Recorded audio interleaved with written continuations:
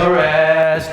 He's all a slave and half a knave, who slights his union thus.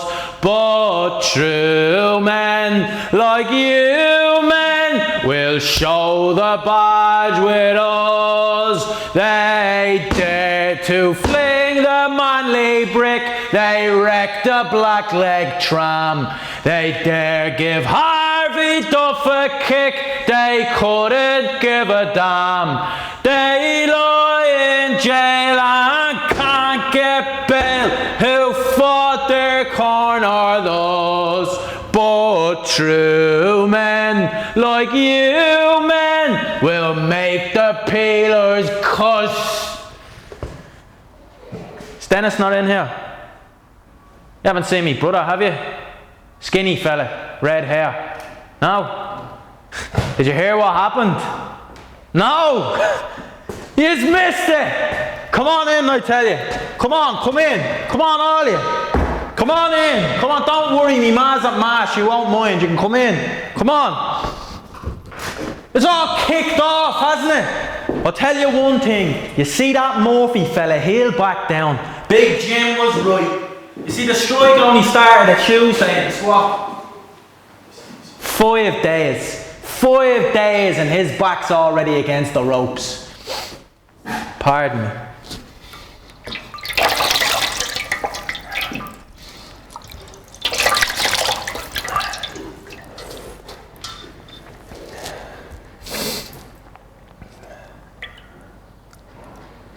Have you ever seen him? Did you ever hear him speak? Larkin? No. And you see that man? He's a force of nature. A freak of nature. Me brother Dennis now, he's a big Larkin, you know, big Larkin fan. He's been dragging me to Liberty Hall every night to hear him speak, and I tell you, it's something else. I mean, to be sat there with hundreds of men of all ages, all fighting for the same thing. All fighting for the same cause, and every last one of them wearing the red hand badge. The union badge, you know. I tell you, it makes me burst with pride. Were you there Friday? You missed it. Me and Dennis went. There must have been, I'd say, about 1,000 of us. Larkin was giving it the large one, telling us all to stay strong, to stay together, that this was it. And you know what? I believe him. I believe him when he says this is it, because I believe we can take no more of it. Now, we did say that none of us should go to that Bows and Shells match because there was a scab playing for one of the teams. I took that to heart, to be honest. I'm a big Bows fan, you know. And then to find out that the scab was Jack Miller. Jack Miller! I couldn't believe that. You see, I know him. I used to play football with him myself up in the Temple. I was disgusted. Dennis was absolutely fuming, so myself, him and 12 other fellas from this house, we went down to pick it. Now, we got there around lunchtime. The game wasn't kicking off the 3, but we wanted to get there early. We wanted to give Miller a piece of our mind. We seen him going in his horse-drawn carriage, and we ran after him. Scab! Scab! Scab! The shame of it was unbelievable. The look on his face. I don't know how he sleeps at night. Now, we start getting out of hand after that though, when the tram came over the bridge. See, the tram was full of supporters to the game, and Larkin had said not to attend, only to pick it. So them supporters, they were as bad as the scabs, if you ask me. So the men start running and attacking it and shaking it. It nearly toppled over. People were throwing bottles, bricks, jam jars, anything they could get their hands on. I had a lead pipe myself, and as I ran to attack it, a shot was fired, and I stopped. I looked all around for my brother. I couldn't find him anywhere. Now, he was all right. The tram driver let off his revolver. You see, Murphy has given some of his scab tram drivers revolvers to protect themselves, keepers of the peace or something. This fella let one off in the air, and everyone just started scattering all around the place.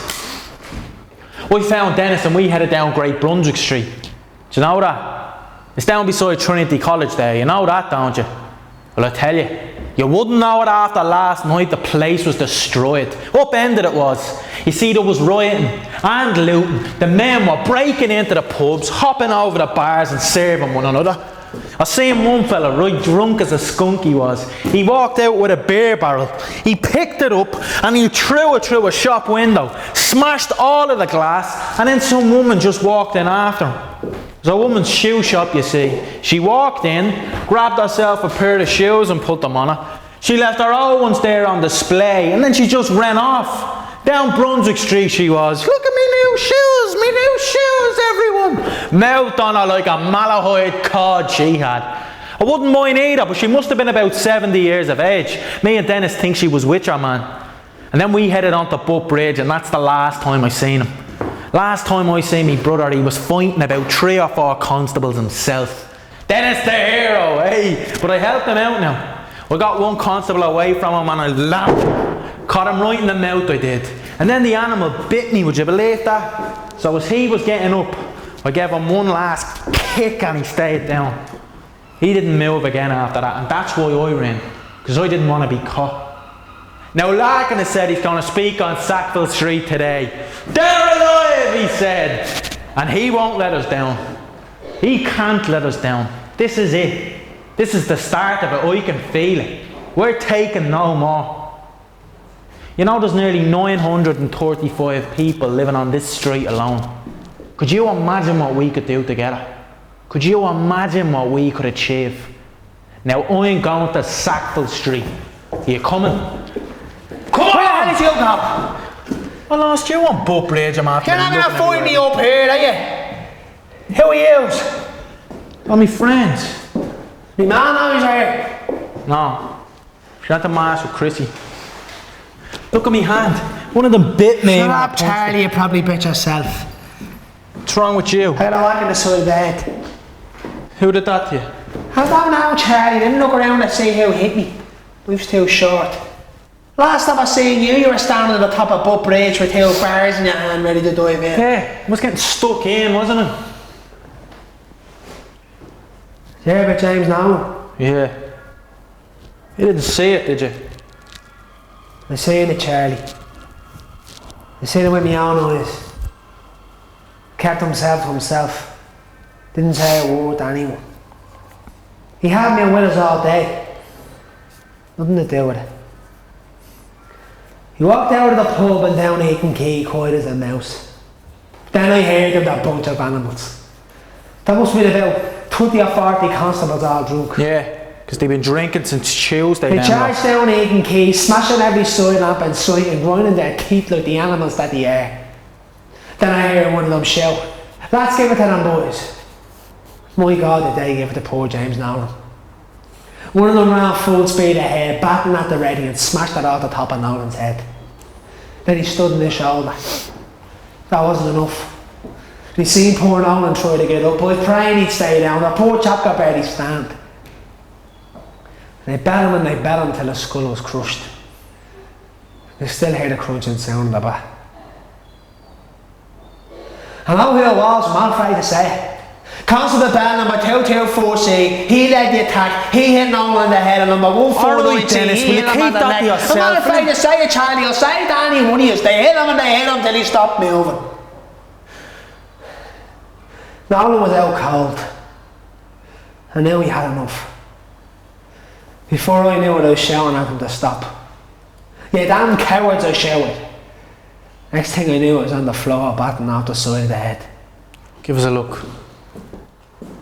Jesus, Dennis. You want to get yourself to a hospital. I thought about getting up, Charlie.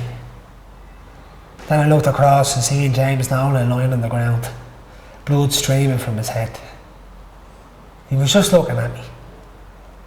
He's looking at me. Alright, Dennis. Get yourself to the Jervis now, will you? Not going to the Jervis. I swear he took James Nolan, but I can tell you one thing, it's more than the hospital that man needed.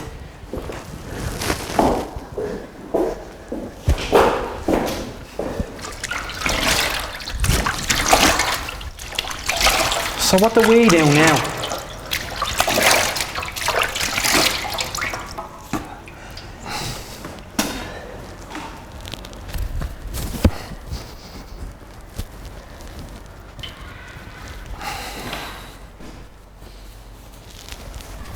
I'm going to stay to you. What are you meant to say to me, man? told her I'd keep you out of trouble. I know. I promise you one thing, Charlie, there's going to be justice for James Nolan's death. Murphy's running scared, I can feel it. They tried to arrest him, Big Jane, but they couldn't keep him. Now they're trying to beat out of us like the cowards that they are. They can't button charge the whole lot of us, can they? I'm heading out to Croydon Park. What are you going to Croydon Park for? I saw PT Daly yesterday before he locked himself in the Liberty Hall. He said Larkin's going to speak there today, so come on! Larkin's going to speak on Sackville Street, dead or alive. Now that's where we're going. He's going to Sackville Street! Come on then! Come on! Where he's going? We're going to Sackville Street. Larkin said he'd be there, dead or alive. Yeah, we'll just get back here more alive than dead, will yous? There's children out there, and I'm after seeing them tying two cats' tails together and then hanging them off the door handle. Wouldn't you think I'd seen it all at this stage?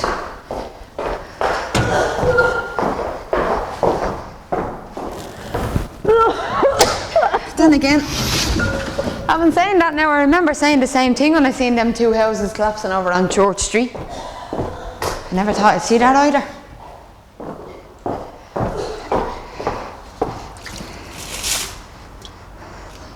I've seen the best and the worst of what this life has to offer, let me tell you. And do you know what else I never thought I'd see? Mothers packing up their children and sending them over to England to get fed. And I never thought I'd see priests tearing children out of mothers' arms, or the Archbishop going and condemning the women from the pulpit and then printing their names and addresses all over the newspaper.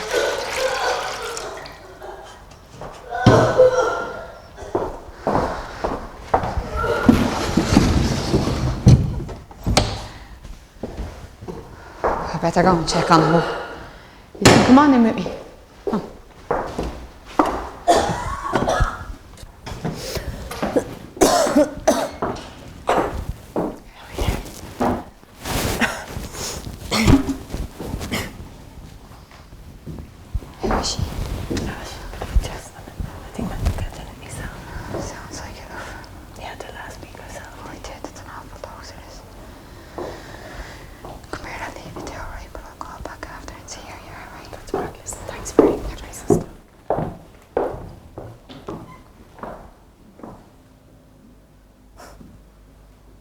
Can you hear them? I always listen to them breathing when they're asleep. It's after taking me ages to get them off. He's all excited about his Christmas party down in Croydon Park tomorrow.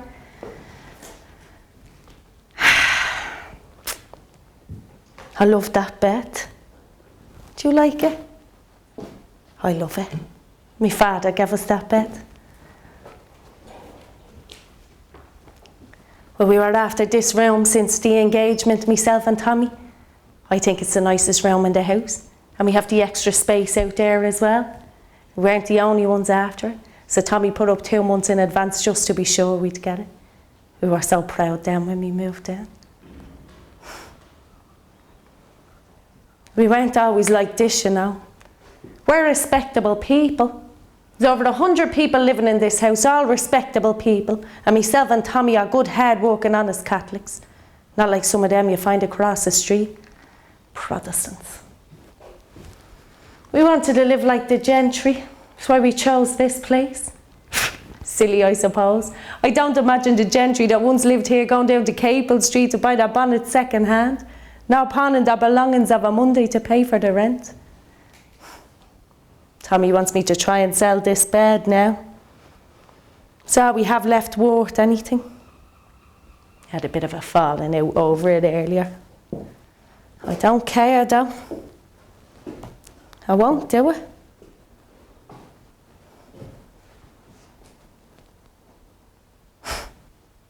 Still in hAodha. He always came through that door of a Friday with the wages. Straight home from work. Lot to be said for that. Not every man around here would do it. He'd always give me the few bob to redeem the belongings from the uncle. And if he was ever fortunate enough to get a bit of overtime, he'd say, "Here, love, why don't you go down the Ivy tomorrow and get some clobber for yourself and the children?" He'd always kiss me down when he'd come in the door. He'd say, "There's only one woman in the world for me." And before I'd even have the time to be modest, he'd be out with it. "Helen of Troy," he'd say. It always made me laugh, that joke, even though I knew well it was coming. Doesn't really joke so much anymore now, though. I think the youngers after been starved out of him. Doesn't know what to be doing with himself. Tosses and turns all night long in that bed with the worry.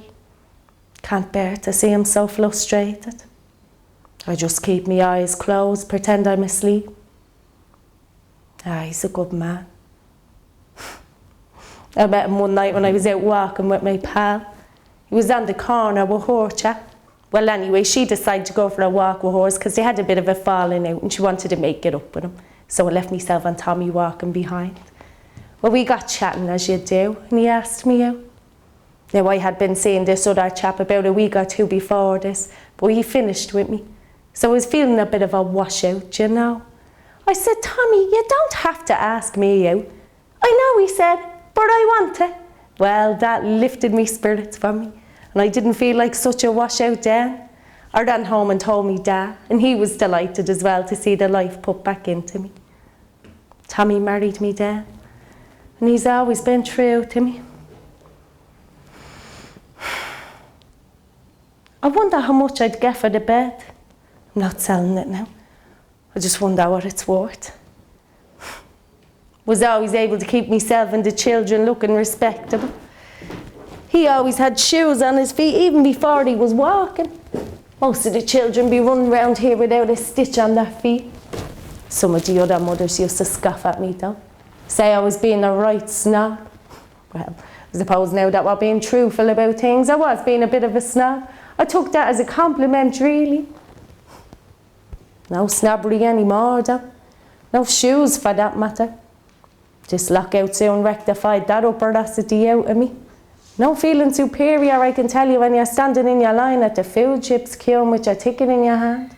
All classes of people standing together feeling desolated, even though they're entitled to it. Some of the other women, though, to be still trying to hide themselves in the queue. This one I know from up the road, Mrs. Riley. Thinks she's ever so grand, she does. Was always looking down her nose on everybody, you know, never had any time for me. Well, anyway, this one day we're in the queue, and I'm in front of her. She's about 6 or 7 behind. So I looks back to her. Yoo-hoo, Mrs. Riley, shouldn't you not be up the front? And she's still trying to hide from me under her big Sunday hat. So just for devilment, I says, you want to get a bigger hat than that, Mrs. Riley, if you don't want anyone to see it. Silly, isn't it? Mere 6 months in and she's still trying to hide herself. Sure, aren't we all in the same boat? It's terrible hard at first, granted. It's embarrassing some of the things you have to do, and the hunger would have you weak at the knees. But you soon harden yourself to it. No choice. You have to do what you have to do to keep going. Don't you, though? I take the children down to Liberty Hall kitchen for their breakfast. Want to see the queues down there, so you have to get there early. I do carry them down now most mornings, because it does be still dark when we're going. Very slippery as well with the bad weather we're having. But Mrs. Rand is good to the women down there, especially if you're in the family way. She always makes sure I eat me bit while I'm there. She knows if I go taking it with me, I'll be only saving it for the children for later, going without myself, you know. She'd be right as well, though, I would. Some days that breakfast is all they do, having their little bellies until the next one. Then I had to ask me auntie for the lend of our 2 sons to board with us. That's where they stay in there. 3 straight pays is better than 1. And I know this was once a fine big fancy room, but the truth is it's falling apart. Sure, the skirtings and all is that they're having to be burnt. Ah! I have a terrible chest pain coming over me. Is that natural?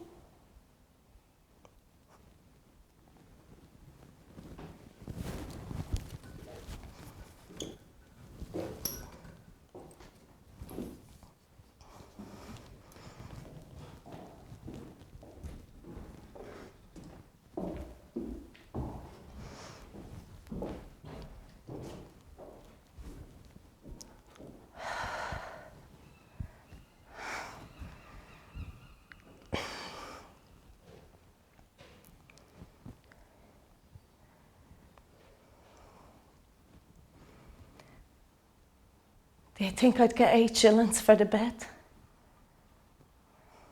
Stretch another few months if I got the 8. I'd have to put something off the arrears, get some bread, bit of tea and dripping. What if they only gave me 6 for it though? Still even the 6.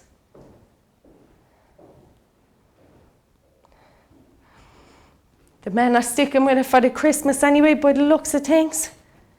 Suppose it'd be foolish not to now after so much tragedy and hardship. And there's been tragedy on all sides. Now, not for a moment do I condone the actions of that Mr. Murphy or them employers, but suppose I just feel sorry for the men that are having to go back to work. God knows they're probably only doing it to feed their families. But then what about the poor innocent people after getting killed? James Nolan, John Bourne, Patrick Daly, only 17 shot. What about poor old Alice Brady, huh? Only going up for a food parcel she was. What about them? For all them people out there fighting for what they think is right.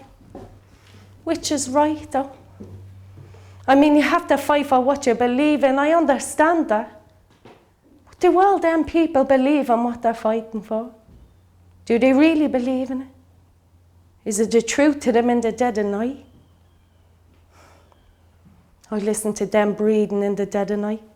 God forgive me, but sometimes of late I pray to God they stop. At least it'd be peaceful for them that way. Apologies for the bluntness now, but that's how I feel. It's the truth of it. And we're all to tell the truth. If even just every woman who lived in this house alone were to tell the truth about how they feel, where would we be? I'm better than this. Better than how you see me standing here in front of you. Standing here all the same, though, haven't I? And my Tommy. He's the most kindest, most wonderfulest man you'll ever meet in your entire life. But God knows I hate his guts at the minute for letting them children suffer.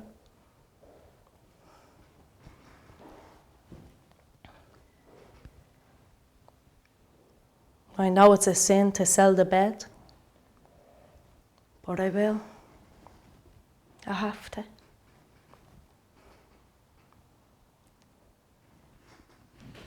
Now listen, I wouldn't normally do this now. And I'm terrible, terrible sorry for asking you. But would you think now that any of you might be in a position to give me something for it? How about choice, Charlie? You know that. Charlie, I'm warning you. Straight to call. I'll tell him you shoot on Milton. You make me sick sometimes. No choice. I said to God, I'll tell him. I'll tell him, Mary. Take him inside and I'll tell him. I said to God, Charlie. I swear to God. Get him away from me. He has that thing in his hand, he won't show me what it is. I don't have anything in my hand, Mary. No, I won't. Show me it. No, I told Show you. me. You're making a show of us. Come on, you get shut out. up, you Come on, get out. Oh, you're out. And there he goes. It's none of your business, Show Mary. me. No, I won't. Show me. No, I He's told you. ashamed of him, Mary. That's what. We'll show him. Show me. Oh, no choice, I told you.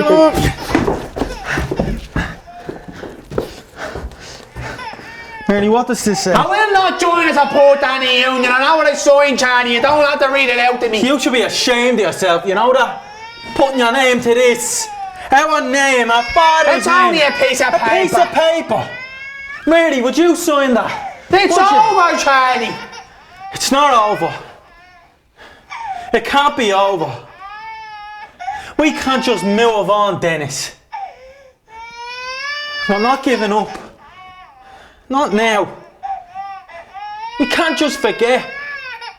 Forget about Nolan and Chris. I'm not forgetting about it, Charlie. But I can't go on living like this forever, can I? Just hold on, will you? Please. The bosses will speak to us soon, Dennis. They'll agree to collective bargaining. Collective bargaining? Charlie, the boss is going to hold on for as long as they want. They're having 3 hot meals a day. When's the last time you had a hot meal? Come on, tell me, when's the last time you had a hot meal? If we hold on any longer, Charlie, we won't be able to walk. You'll be that weak you won't be able to lift the shovel. Can't do this. But what are you going to do then? What are you going to do? I don't know. You know you used to anyone like this half-starved. Yeah, well, I'd rather starve. Yeah, I'd rather that than be a scab. You don't know what you're talking about. I know exactly what I'm talking about. Because you taught me, didn't you? You know, you're the one who brought me to all the pickets, Dennis. To the rallies, the marches. You taught me all about larking.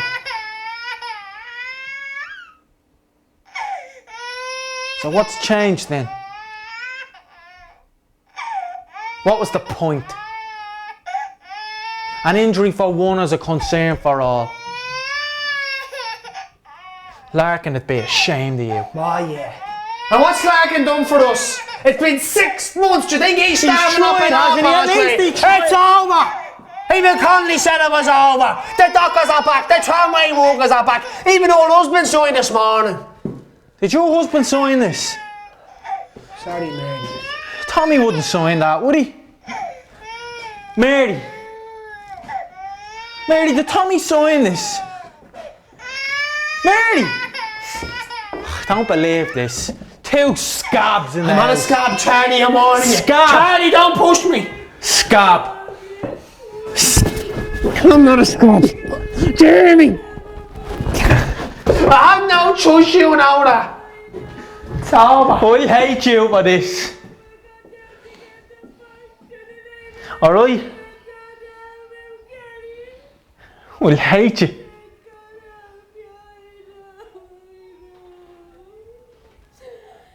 Don't tell me, Ma.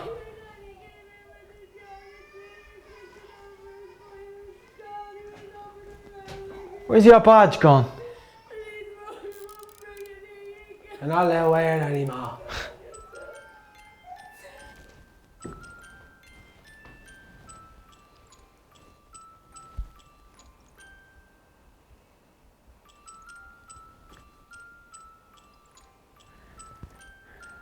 Who fears to Charlie, I'm warning you, don't start me.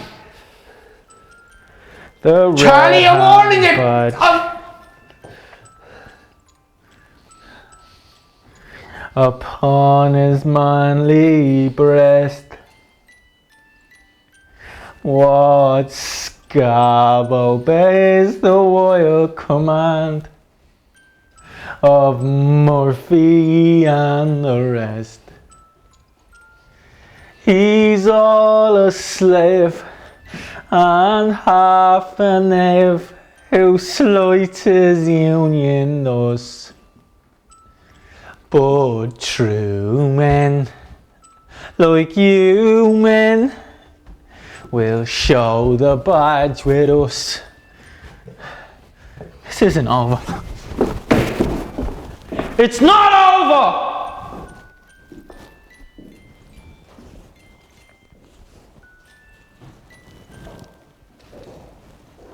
What can I do? What can I do?